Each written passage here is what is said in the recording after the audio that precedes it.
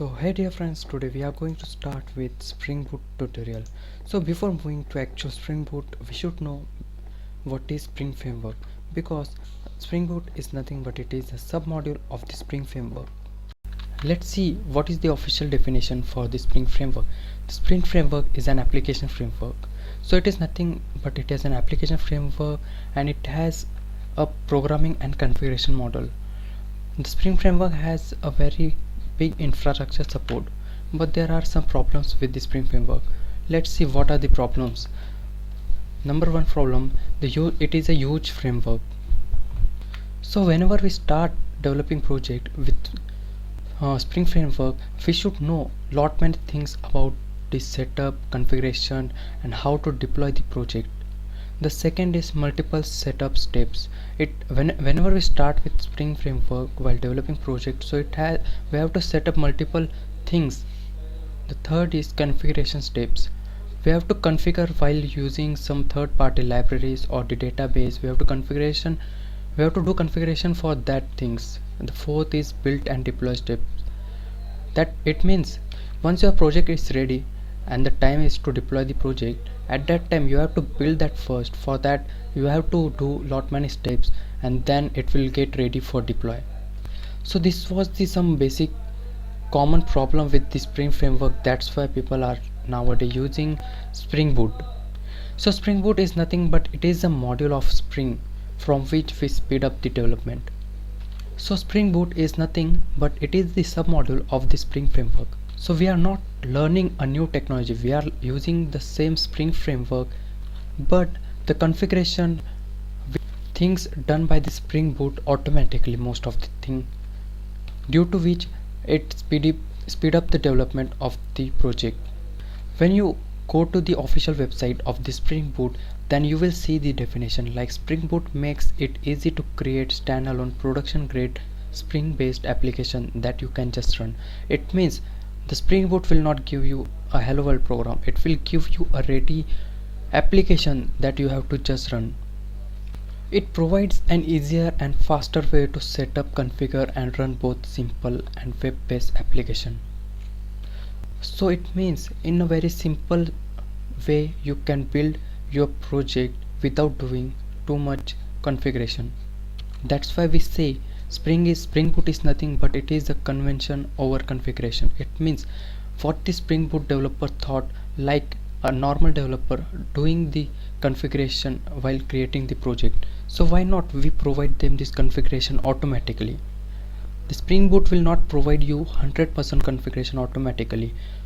It will provide you 80% configuration automatically, and they say like remaining 20% configuration you do according to your project requirement and according to your needs.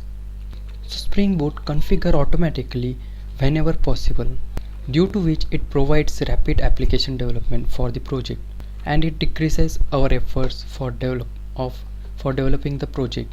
So as I told, the Spring Boot is nothing but it is the submodule of the Spring Framework. Only the thing is, in the Spring Framework they added the extra embedded server like Tomcat JT directly, so we don't need to deploy var files for that, and remove the configuration from the Spring Framework. So in simple way we can see Spring Boot is nothing but it is Spring Framework in which they added the embedded server and remove the configuration, and we get the Spring Boot. See what is the Spring Boot architecture. Spring Boot follows the layer architecture in which each layer communicates to the layer directly to the upper and the above layer. So Spring Boot follows layer architecture. There are basically four layers of the Spring Boot. The first is presentation layer, then business layer, persistence layer, and the database layer. So let's see details about this fourth layer. In the presentation layer, it used to handle the HTTP request and translate that request to the JSON parameter to object and authenticates the request and transfer it to the business layer. In short, it consists of views, so that is front end part. So in presentation layer, authentication and JSON translation is done. Then the request goes to business layer. Then it handles all the business logic. It consists of service classes and uses the service provided by the data access layer. It is also perform the authentication and the validation. The next is persistence layer. It contains all the storage logic and translate the business object from and to the database. In the database, it is nothing but it is our actual database. In this, the CRUD operation are performed like create, retrieve, update, delete. Let's understood this with one more example. Here we have controller, service and the DAO layer.